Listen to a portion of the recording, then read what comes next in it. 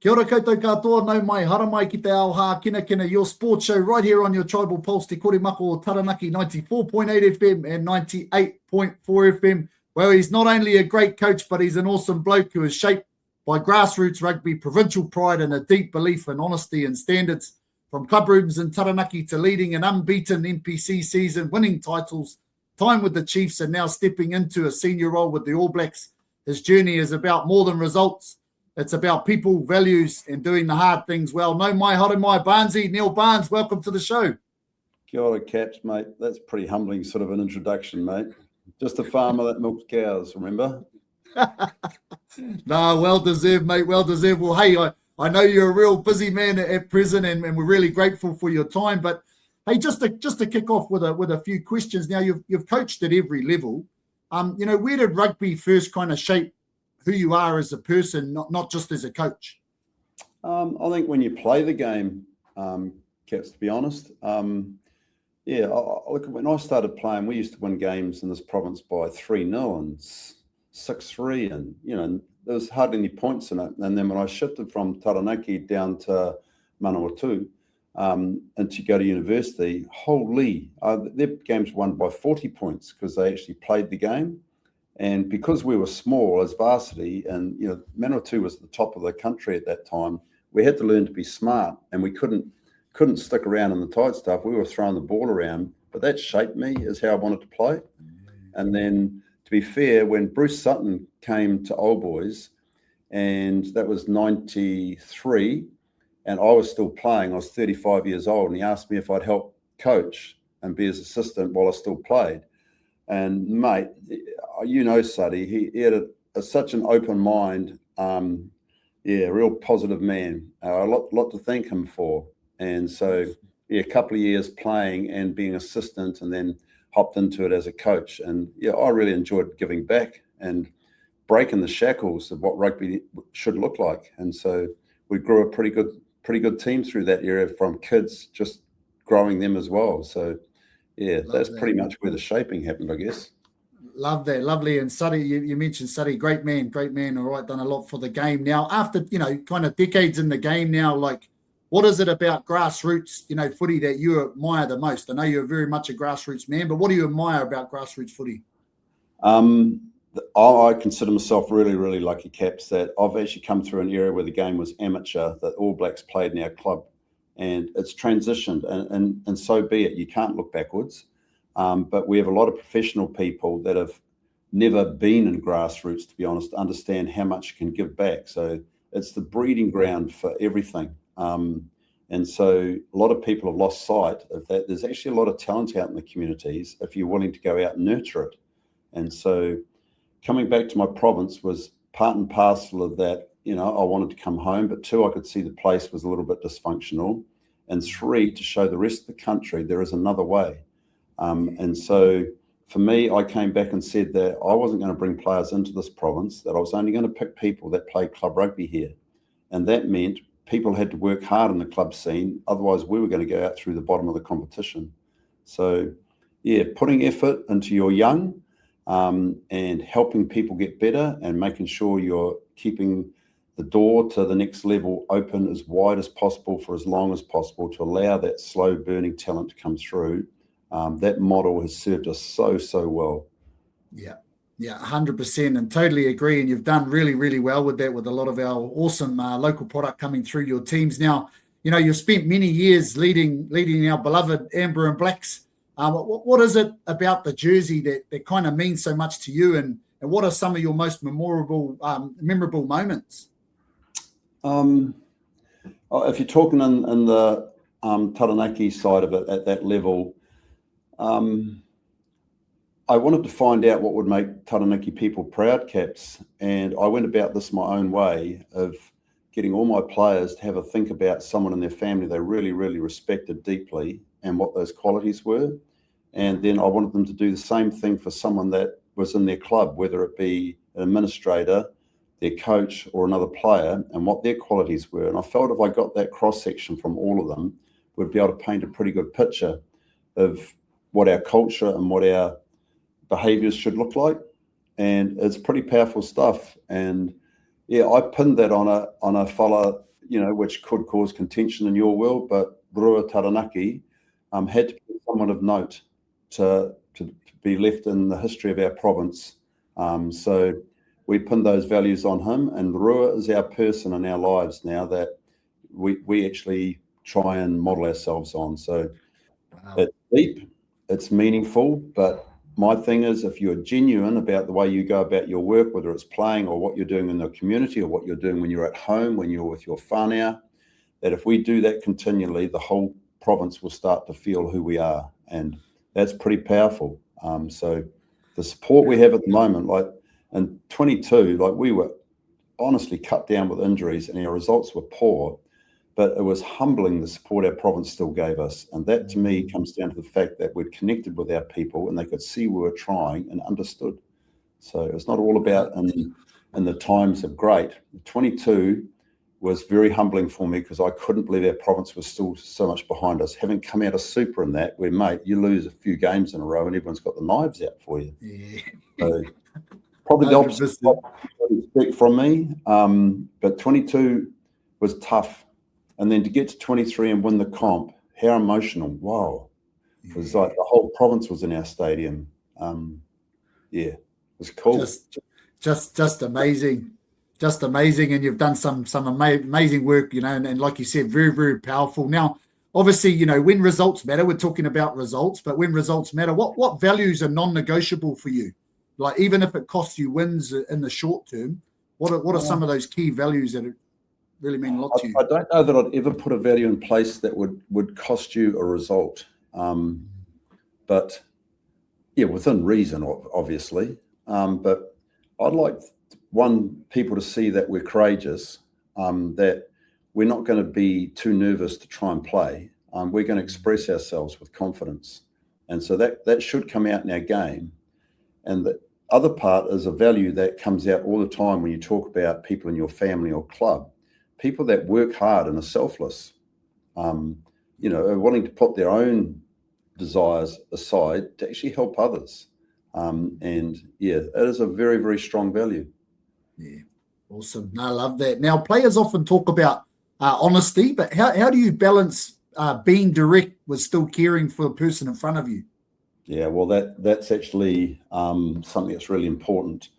If the player understands that you're actually there to help them get better and you deliver it that way, it's not all about being direct and being tough on people. They need to see what they're also doing well. And so showing some praise for things that they're doing well, giving them a process to get better and showing them that you'll actually support them in that process, but the effort part has to come from them and following up on that. And so it never gets too direct until I don't see someone making those shifts. And then I'm going to ask the question, why? And that's where I want honesty. If it's a lack of effort, that's not in our values. If you're actually trying and it's not working for you, well, let's look to why. People think that, perhaps I come across as a little bit direct, but at the end of the day, most of the time I've put support around people. And if people feel you're helping them, they'll get alongside and work with you. Love that. Some great advice there for all our listeners at home. So make sure to stay tuned. We're having a good old yarn here with Barnesy. We're going to come back after a short break and talk about his recent appointment with the All Blacks.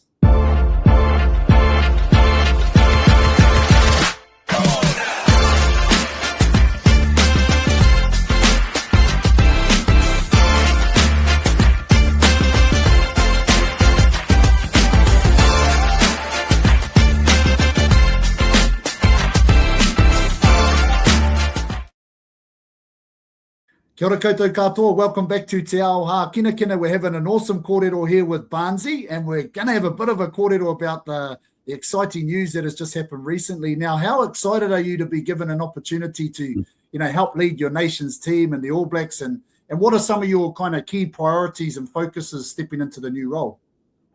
I don't know how to actually explain that one, Caps. It's been what a ride the last week, but we all know we can be on a board on a wave, but at the end of the day, that wave's going to come down and you've actually got to paddle back out there and try and create some energy again. So, I'm in a honeymoon phase at the moment, 100%. It's been amazing. But, look, I'm under no illusions the size of this job. And people in the past will know, like when I'm doing, even if you're talking about in Taranaki, I know every player playing club rugby deeply as far as their rugby ability goes and them as a person, their character. And I now need to do the same through the super program and understand every player's rugby so I can get selection right. And it's not all about what they're doing on the field, it's the character of the person as well. So that's going to take a lot of work. So I'm not afraid of that. I've got all the tools as far as footage to get through. So I've just got to put time into it. So yeah, I'm tidying up a lot of things that I've started with Taranaki here as far as facilities and making sure people are in place. And I'll say this, Cap, so I'm so proud of the people that I'm leaving behind here. You know, you talk about Jared Hoiata and Bradley Cooper and Rabbi Moore, or everybody, Jono, our trainer, all top shelf, all can live at super level. The awesome thing is that even if I was here, I'd consider myself just about redundant because these guys got to the stage they don't need me. So, yeah, getting out the door and doing this other role, yeah, I know I'm a pensioner, mate, but I've got a spring in my step at the moment. I'm really looking forward to this challenge. We can't wait. We can't wait for it too, mate. Totally excited to have one of our own up there in that space, that's for sure. Now, when you walk into a team environment, what do you look to change first, or do you need a change? Like, as you know, in terms of behaviour, mindset, skill set, and kind of why? What are some of those things when you walk into a team environment? One, I'm in a team of coaches and management as well when I get there. So it's about us getting together and sorting out how everyone else thinks things should work and getting really aligned and clear what that looks like. So the last thing players need when they come in is any confusion that they're getting mixed messages from their management group. So we'll be aligned to keep it simple. Have some things that we consider big rocks that we're going to concentrate on, and which will be the basics of our game, and then you can put all the other little stuff around it as you go. But yeah, very, very clear messaging of what's important, and getting that right first before we shift forward. So yeah, like I said, I'm in a management team. It's not all about Neil Barnes, and so I'll have my opinions, which I'll have to temper a little bit till I've earned a bit more respect with that crew. And then the next part is getting out amongst the players and showing them how we want to do things. And in the early stages, earning respect, it's not something you walk in the door and expect people to bestow upon you. So you have to show them stuff that you think is important to them, and then have them see the improvement they get from doing that. And then as your respect builds, you can grow their learning.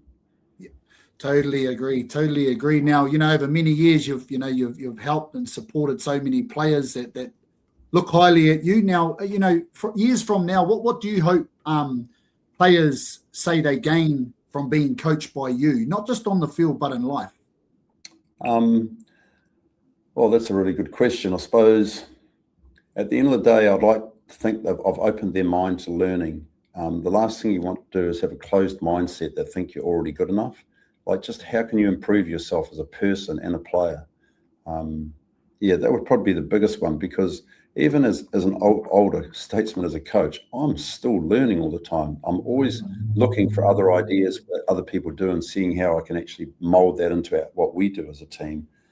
So, yeah, keeping people open-minded, that they actually have the confidence to express themselves. Yeah, I'd hate to have a situation where I've got a player with natural instinct that is feeling he hasn't got the confidence to do what instinctively comes to him. So you've got to understand the people that need to be told what to do, and another group of people that instinctively feel it, and you need to leave those people alone, because if you pick them for their instinct, let them feel that. Love that. There we go. That's for all our coaches out there. Now, just lastly, obviously, when offered the role with the All Blacks, which must have been, you know, quite an emotional and special moment for you and your whānau, was there some reflection that took place, you know, of the important people that have really helped shape and mold you on your journey and help you through life's journey?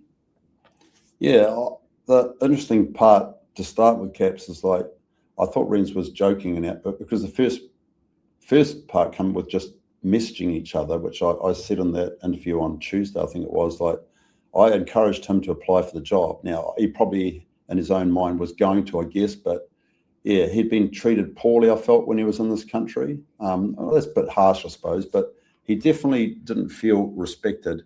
And I didn't know whether he would actually want to come back. He's at the stage where he's been away for a long time, and he's got grandkids and that he hasn't had the time to connect with as much as he'd like. So he was coming back to retire.